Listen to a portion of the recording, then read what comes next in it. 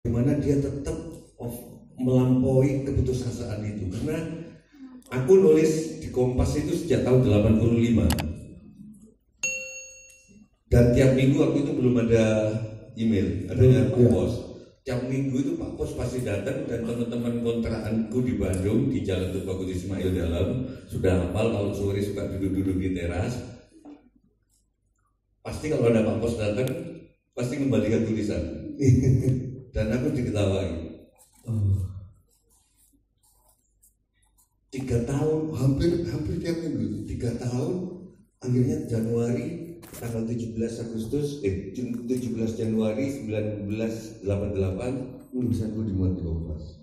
Selama 3 tahun. Selama 3 tahun. Honornya 75.000 waktu itu. Tapi jangan ketawa, waktu itu 75.000 bisa beli pulsanya anak seunir ini gitu. Tapi waktu itu bisa traktir makan karena 75.000 itu gede banget. Kirimanku aja 35.000 sebulan. Itu sudah cukup sak kapal api sama rokok itu cukup. 35. Saya ini 35.000 nggak cukup ya? Nggak cukup sama bapak. Cukup beli tisu kan? Nah, aku traktir semua. Wow. Baru mereka nggak ngetawain aku lagi gitu.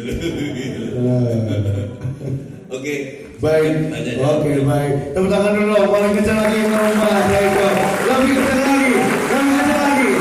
Nice. Oke, baik, kita akan langsung aja untuk tanya jawab ya Pak Tejo ya. Karena saya rasa sudah nggak sabar, saya aja nggak sabar bagi teman-teman ya. Oke, kalau gitu kita akan mulai sesi pertama, 3 pertanyaan menjawab. Yang ingin bertanya 1, 2, 3. Oke, silakan. Masnya lebih cepat ya, agak lebih cepat lagi karena lebih biar kita lebih dapat. Silakan. Nama dari mana, langsung pertanyaan. Assalamualaikum warahmatullahi wabarakatuh. Mbak Tejo. Saya dari FIB 2017. Nama saya Esa Fatika. Saya mau mempertanyakan, ini sebenarnya pertanyaannya kayak kiriman gitu, pesanan gitu. Karena orangnya nggak bisa. Ali Sandet yang kiriman. Nggak bisa langsung. Titipan. Iya, titipan. Bukan kiriman. Badannya ini sakit nggak? Sakit yang sini. Yang sini? Nah, ini kiriman. Saya jadi takut nih. Boleh, silakan. Titipannya pertanyaannya gini, menurut Mbak Tejo sendiri perspektifnya dunia sekarang ini bagaimana? Melalui sudut pandangnya Mbak Tejo sendiri itu bagaimana? Setelah itu solusi dari hal tersebut, masalah tersebut itu apa dari Mbak Suji Mbak Tejo ini? Terima kasih untuk pertanyaannya. Ini bukan kiriman atau titipan. Terima kasih. Assalamualaikum warahmatullahi wabarakatuh. Ya, baik. Ya, mau 3 atau langsung dijawab terserah gimana? Langsung. Ya, oke, lanjut langsung ke Mbak. Ya, sebelah belakang sini. Tadi gimana? Yang kedua, Mbaknya ya? Oh ini, yang ini, ya itu. Silakan. Assalamualaikum warahmatullahi wabarakatuh. Saya Kamelia, mahasiswi S1. Apa namanya? Kamelia. Kamelia berapa? Di MPT sampai 6 ya. Kamelia. Oh, Kamelia itu Kamelia berapa? Nggak tahu kan? Pernah dengar, cuma nggak tahu. Kamelia kalau nggak salah sampai 6. Oh, sampai 6. Kamu Kamelia berapa? 1 sampai 4 aja. Silakan ditanya. Saya mahasiswi ilmu komunikasi UNES. Saya mau tanya, dengan adanya fenomena bahwa apa-apa sekarang ini pengennya viral, itu kan dalam hal kepenulisan sendiri nggak menampik kalau ada dorongan dari kita saat kita menulis, kita ingin goalnya itu untuk dilihat oleh banyak orang, dapat share banyak, dan kita akan viral seperti itu. Tapi untuk mengatasi rumusnya, kita dalam menulis itu kan sebenarnya karakter kita kadang-kadang beda dengan apa yang disukai oleh banyak orang. Nah, tips dari Mbak Sujo Tejo sendiri itu apa agar kita tetap bisa menulis dengan karakter kita, nggak kebawa dengan goals yang ingin viral atau bagaimana? Kira-kira pesan untuk mengingat bahwa kita itu tidak perlu melihat dunia luar untuk mengekspresikan apa yang kita pikirkan, untuk tetap mempertahankan karakter kita itu seperti apa, dan bagaimana cara untuk menemukan karakter kita sendiri. Terima kasih. Wah, banyak banget ya, ada 2 topik ya yang akan dibahas. Oke, lanjut untuk yang Dari sebelah sini depan. Ya, dari hukum ini. Silakan Abang. Assalamualaikum warahmatullahi wabarakatuh. Perkenalkan, nama saya Ali Manakali dari Fakultas Hukum. Maaf untuk semua pihak, tapi saya pengen tanya langsung dari pakarnya langsung. Sebenarnya kenapa Tuhan menciptakan cinta? Oke, cinta ya. Baik. Buat apa Tuhan menciptakan cinta kalau cinta beda agama? Buat apa Tuhan menciptakan cinta kalau cinta tak direstui orang tua?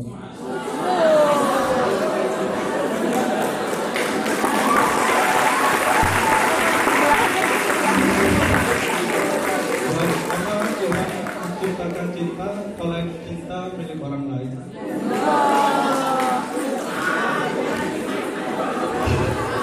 Lanjutkan.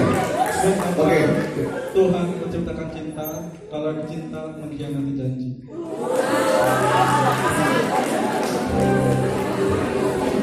Buat apa Tuhan menciptakan cinta kalau cinta bertepuk sebelah tangan?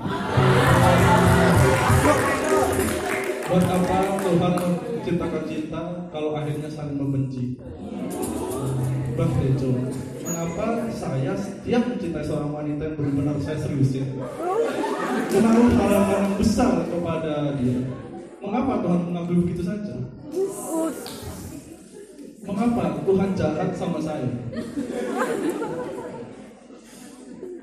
Mengapa setiap saya mencintai wanita, entah mengapa saya selalu salah dan wanita selalu benar? Mengapa ketika saya mendengar dan memandang wanita selalu menjadi misterius dan menghantui dalam hidup saya? Terima kasih. Luar biasa. Ketiga ini luar biasa esensinya. Dia membawakan puisi yang sesuai dengan alat galian ya, yang kita lakukan dengan ambiar. Silakan Tejo. Ambiar berarti aku the godfather. Aku presiden Janjuker. Soal yang patah hati itu ada presidennya sendiri. Oh, presiden apa itu? Didi Kempot.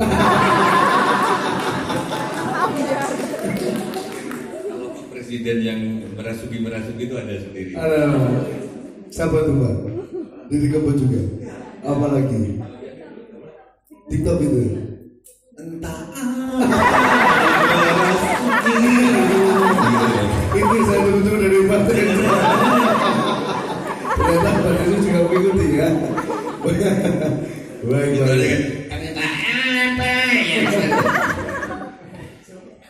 Pertanyaan pertama, Ya. dasar teknik penulisan perlu, teknik menulis perlu dari bacaan, dari workshop. Tapi yang lebih perlu dari itu dasar dari orang menulis harus ada yang ditulis.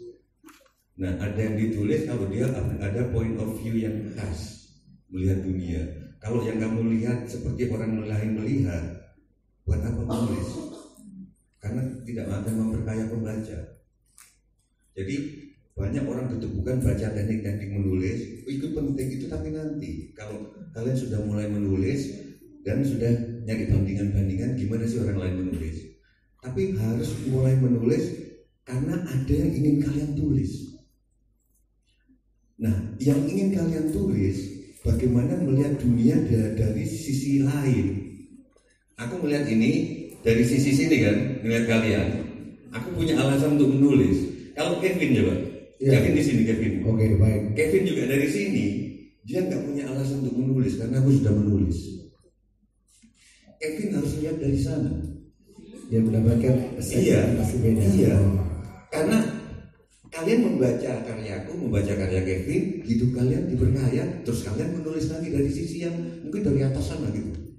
Koyok alam. Karena ketika aku dari sisi sini, aku nggak merasa bahwa bumi mencintai kita. Begitu kampret itu sebenarnya bagus loh. Sejak pemilu aja kampret jadi jelek. Kampret itu bertapanya menggantung selama 12 tahun di hutan Sunya Peringga. Ketika dia berjarak terhadap sesuatu, justru dia merasakan cintanya bumi. Jadi LDR, begitu LDR baru kerasa. Oh ternyata bumi itu diinjek-injek tetap menumbuhkan tumbuhan, diludahi tetap menumbuhkan tumbuhan, gitu loh. Kampret ini kelak bernama Resi Subali. Maka Subali itu saktinya luar biasa, dia bertapa ngampret kepalanya di bawah. Dia melihat bumi dari atas, sehingga baru merasa dengan jarak adalah cinta, gitu loh. Jarak dikalikan kasih adalah cinta, tapi jarak dikalikan rindu bunuh diri.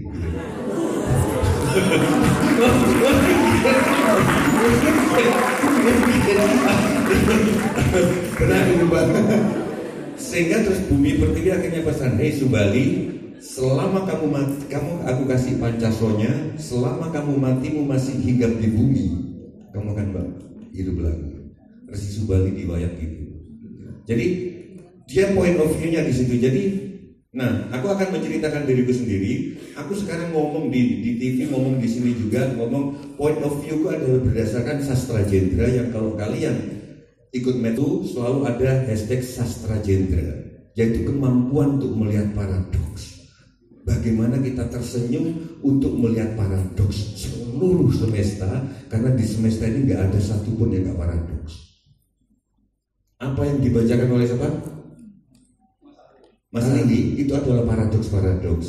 Seperti juga bisa nggak ditulis karena banyak yang ngomong, kalian nyiapin tulisan di sini. Halo, disiapin tulisan, disiapin apa words atau apa gitu.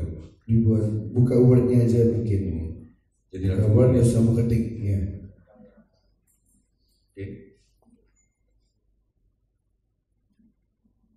Oke. Ya. Tuhan, tulis Tuhan, cepetan tulis. Oh, pakai dua. Tuhan, kalau cintaku pada Sinta terlarang. Kalau cintaku, yang agak gede supaya yang belakang bisa lihat.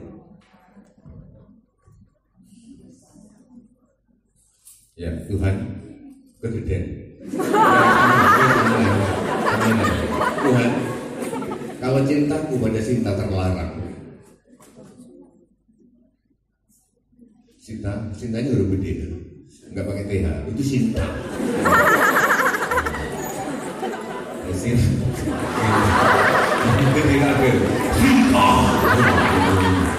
Terus terlarang. Bawahnya, kenapa? Kenapa cepetan? Kau bangun mega. Kau bangun mega. Mega perasaan ini dalam sukmaku. Jadi sebetulnya intinya sama dengan kenapa? Karena yang ada di sini ku paradoks semua, seperti oksigen. Oksigen itu menghidupi sekaligus mematikan. Belajarlah biologi. Kalau kamu nggak ingin mati, jangan menghirup oksigen. Loh, serius. Karena oksigen yang membuat sel-selmu menjadi tua dan mati. Semua paradoks di alam semesta ini. Kamu begitu nikah nanti membangun rumah kecil, anakmu lahir satu, dibikin satu, anakmu lahir dua, dibikin kamar lagi, begitu SMP dibikin kamar besar, rumahmu makin gede, begitu lulus SMA rumahmu kosong, mereka udah mudik. Ya ada nggak paradoks? Untuk menimbulkan negara ini tentram harus ada penguasa.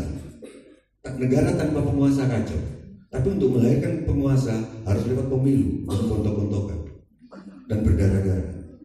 Nggak ada nggak paradoks. Nah, sekarang tantanganku adalah umurku sekarang 57 tahun.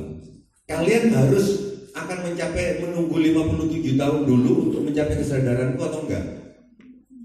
Aku kira-kira 10 tahun yang lalu baru punya kesadaran ini. Sehingga ketika aku ngomong kencang di TV, sebetulnya aku tahu bahwa aku cuma acting. Karena harus ada pemerintahan yang brengsek atau apa supaya ada alasan untuk mengkritik. Kan nggak jalan. Paradoks ini yang jadi pertama untuk jadi penulis harus punya point of view sendiri. Masih untung kamu tadi cinta yang bertepuk sebelah tangan. Bagaimana kalau sudah berhubungan, sudah pacaran, tiba-tiba diputus, dan kabarin